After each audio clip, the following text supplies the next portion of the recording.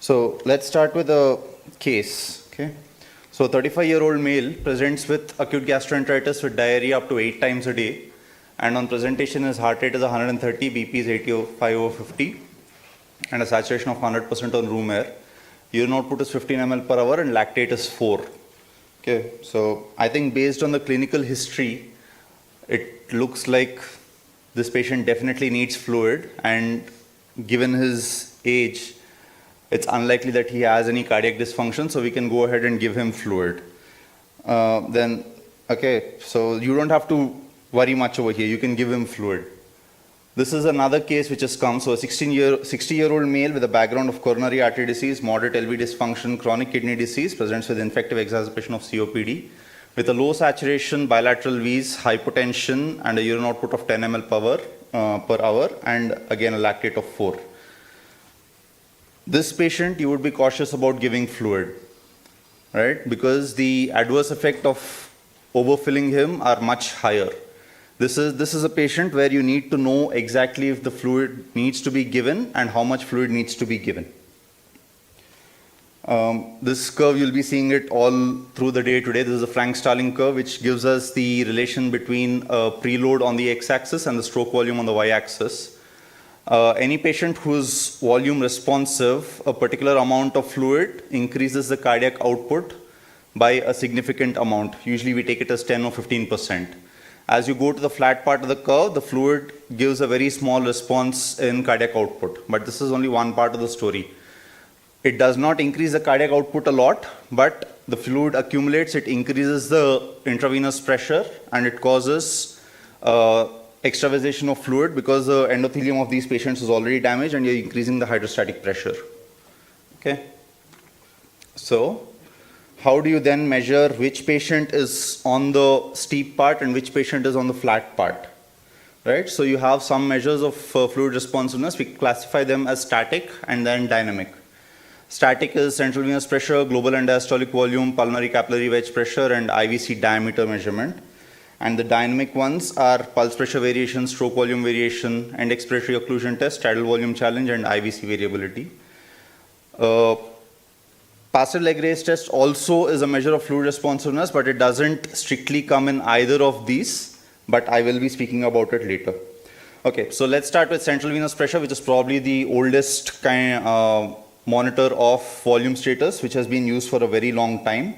Basically, it is with a catheter in one of the central veins, and it is measured at the junction of the SVC and the RA. And this is the CVP waveform.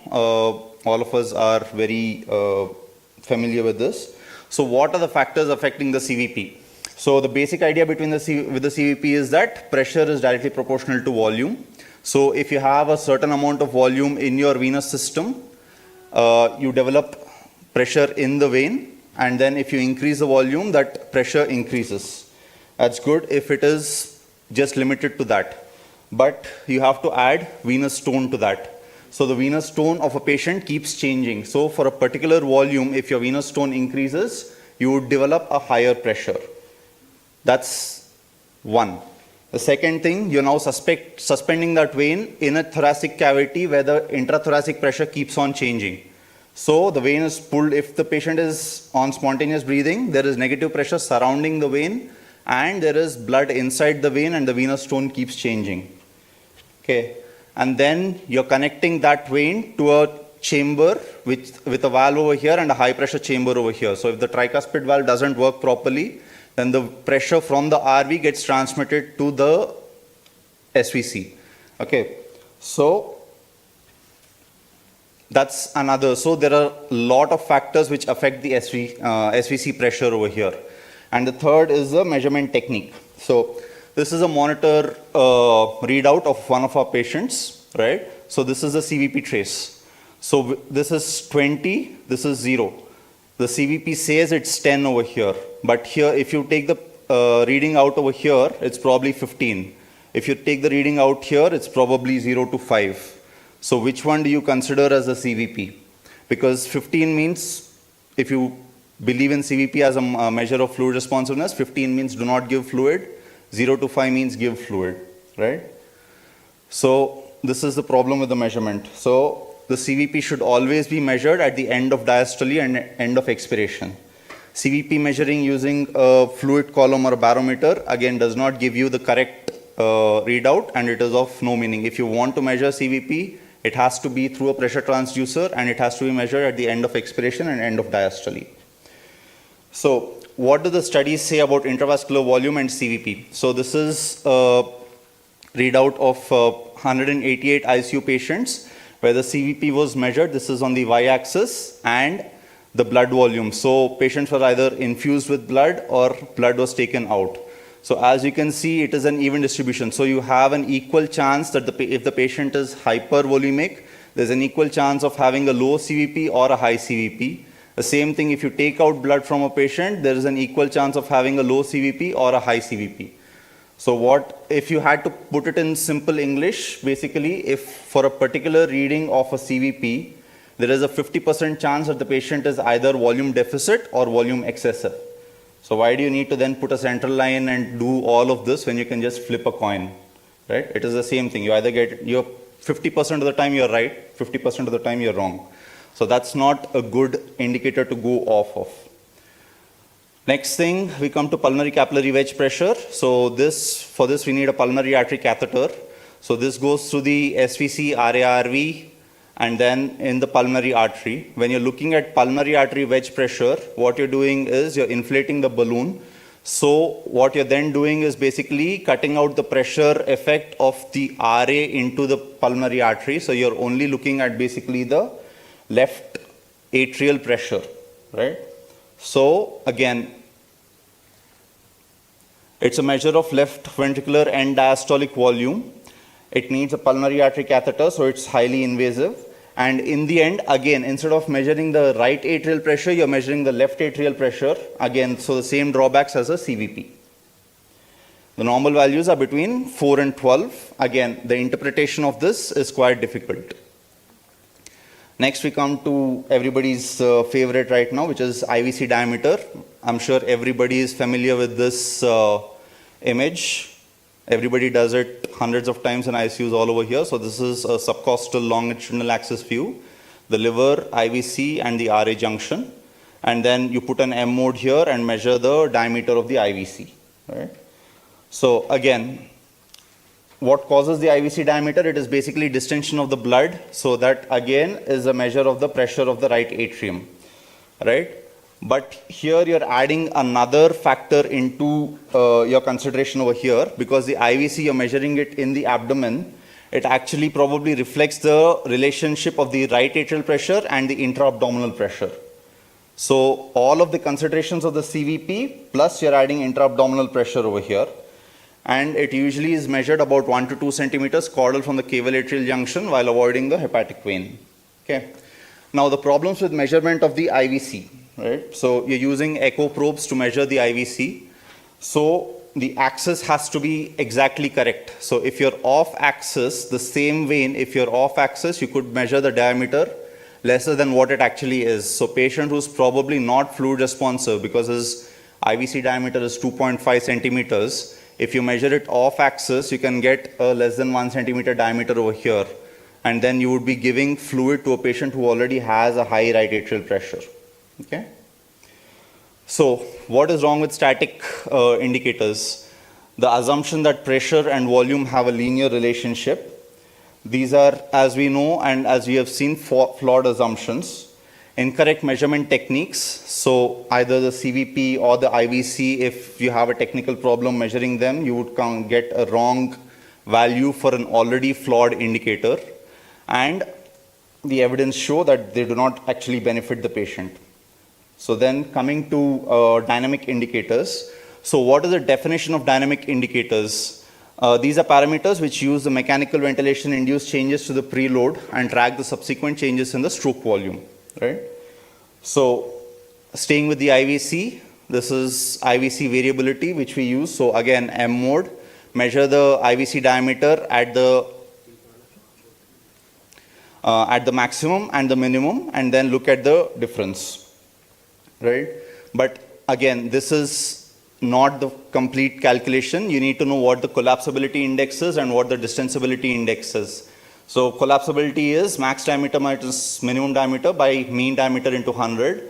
So anything more than 12% is considered fluid responsive. IVC dispensability, max minus min by minimum diameter into 100. So anything above 18% is considered fluid responsive. Right? So again, this is quite easy to do. But again, the limitations are technical limitations. So if you don't get a good window, then what do you do? Right? Axis, I've already talked about the axis in the previous slide. So if you're off axis, then you get a wrong measurement, and then you get a wrong interpretation of it, and the precision of the measurement. A lot of times what we do is we eyeball this, right? And we say the IVC is variable, so let's give fluid. We're not actually calculating the percentage change, which probably more accurately gives whether the patient is fluid responsive or not. Second thing are the patient factors. So thoracic pressure changes obviously have an effect on IVC variability. So if the patient is spontaneously breathing and having a high respiratory effort, his IVC would change more, the variability would be much higher. And again, the same problem as the central venous pressure, which is the right atrium compliance, and intra-abdominal compliance also. So if we have to assess the IVC variability step by step, what it actually shows. So let's say the IVC is collapsing. What does that indicate? The IVC collapsing means that the IVC pressure at that point is below the abdominal pressure. That is all it is, right? So if the patient's breathing is not stressed, or if the patient is mechanically ventilated, where you have a control of the inspiratory pressures and the intra-abdominal pressure is normal, then the IVC probably reflects the central venous pressure. Okay, so now let's say the IVC is varying and you determine that the central venous pressure is low. Why is central venous pressure low? It could be because of true hypovolemia. It could be because the venous tone is very less, or the patient has a hyperdynamic cardiac function, because of which the CVP is low. Okay, so all of these factors need to be considered before you make a decision to give fluid in a patient who has IVC variability. Okay. Next we come to pulse pressure and stroke volume variation. The science behind this and how it is actually determined, the next speakers will be talking about. So basically it uses the cyclical changes of the stroke volume caused by respiratory pressure changes in the thoracic cavity, and it's part of the pulse contour analysis, waveform analysis of the cardiac output monitors to calculate stroke volume. Okay. So this is what happens when a patient is mechanically ventilated. So as the intrathoracic pressure changes, you have decrease in RV preload, and the transpulmonary pressure increase causes an increase in afterload. So basically this causes a decrease in RV stroke volume, which then goes through the lungs, causes a decrease in LV preload, because whatever is the RV stroke volume becomes the LV preload, and then there's decreased LV stroke volume. The same thing, cyclically, the LV stroke volume increases because of decreased LV afterload and increased LV preload. So as the patient goes on breathing, you have changes in the cardiac output, which are cyclical. So and pulse pressure, being a measure of the stroke volume, keeps on increasing and decreasing. It is this variability which is measured and then assessed for volume responsiveness. So these are the formulae for PPV and SVV, but we don't need to manually do this. The monitors already do this. PPV can be done on any monitor with an invasive arterial line, whereas for SVV you need a cardiac output monitor. Okay. So there are certain prerequisites to use these properly to assess the volume status.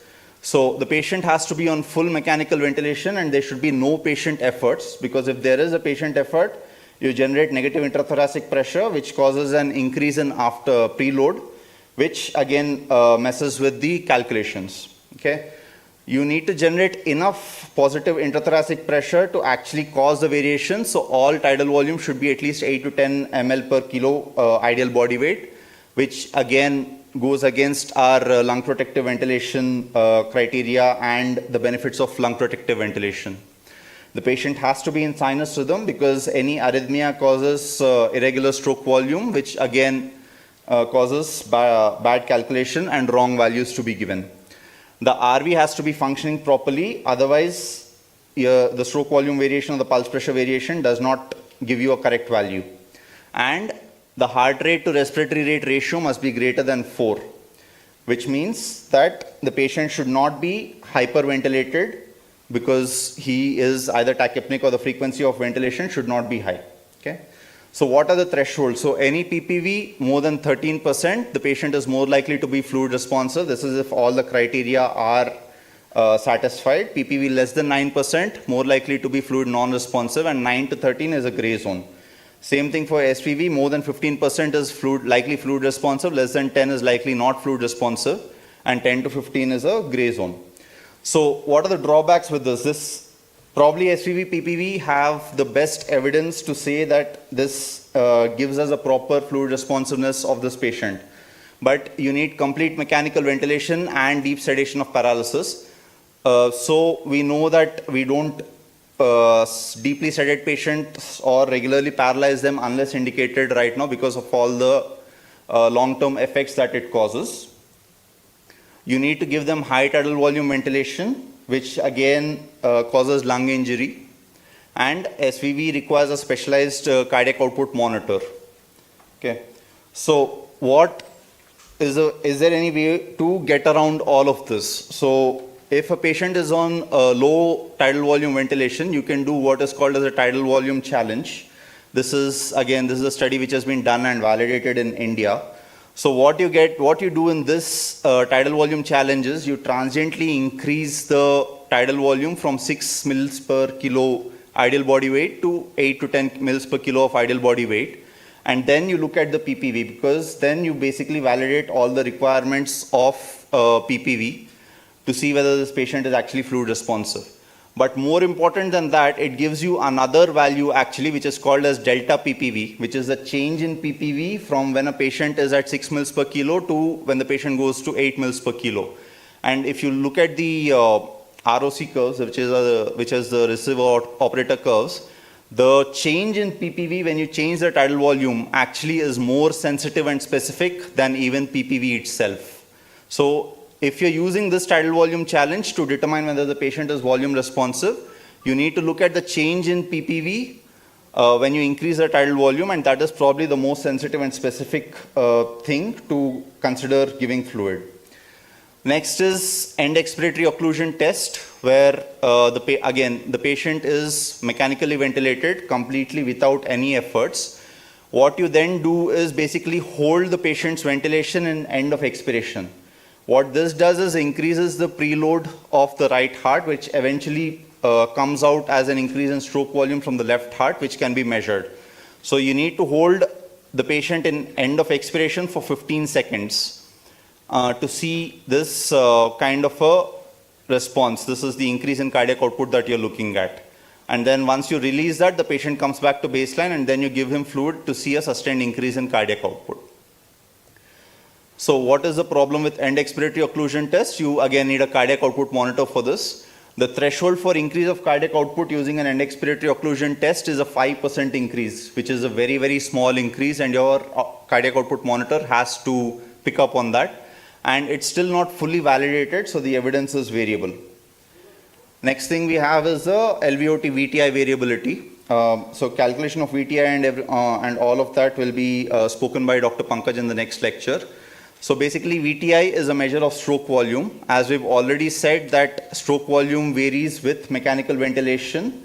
So instead of using an invasive cardiac output monitor, what you can do is you can put an echo probe in the 5-chamber view, pulse wave Doppler, and you get VTIs over here, and you can look at the variability of the VTI. Again, a 12 to 15% variability shows that the patient is probably fluid responsive. Again, for this the patient needs to be deeply sedated, paralyzed, and also should not have any respiratory efforts with a good tidal volume. So drawbacks are, it has an interobserver variability because echo is subjective. It has all the same prerequisites as other dynamic indicators. It is a snapshot. At least with a cardiac output monitor, you get a continuous PPV, SVV, whereas this is a snapshot.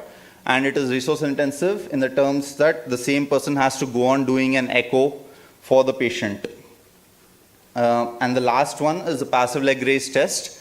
Again, this is not a static or a dynamic. This is basically called an autofluid challenge. This you give in a patient who will not tolerate even a small amount of fluid given from outside. So what you do over here is the patient again needs to have a cardiac output monitor. You elevate the bed of head end of the bed by 45 degrees, and then you drop the patient down and put the patient's legs up. What this does is all the blood which is in the calves, thighs and the pelvic veins goes to the heart, increases the preload, which is about 100 to 200 ml of blood, and then you see the change in the cardiac output. If the patient has an increase in cardiac output, you can give him fluid. But if the patient has no increase in cardiac output or actual increase in oxygen requirement, or the patient feels dyspneic, what you can do is you can put the patient back up again, which basically drops the blood back into the pelvic veins and the thighs. So basically you've taken out the fluid which you have given him. So what are the prerequisites over here? The patient must have a cardiac output monitor. You cannot do this with using an invasive arterial line or just pulse variation. You need a bed which can do the maneuver, which most of the ICU beds can do right now. You have to, if the patient is having TED stockings, you have to remove the TED stockings, because as I said, we're looking for all the vein blood from the calf and the thigh veins to go in. So if you use TED stockings, it compresses the calf and thigh veins, so you don't actually get a good volume. And the patient should not have an increased intra-abdominal pressure. What are the advantages of this? Even if the patient has arrhythmia, you can still look at an increase in cardiac output.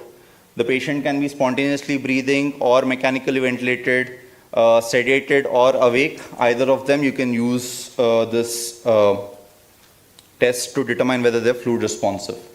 So finally, take home messages. There are multiple indices with all of their own advantages and disadvantages. So do not go by a single value to make a decision to give fluid. And always remember, being fluid responsive is not the same as requiring fluid. Anybody in this hall, if you had a cardiac output monitor put in, you would all be fluid responsive. Doesn't mean that you need to be given 250 or 2.5 liters of fluid. Right? So fluid management in the ICU is all about giving either too much fluid or taking too much fluid off, but essentially you have to find a balance as to what you need to do in the end. Okay? Thank you.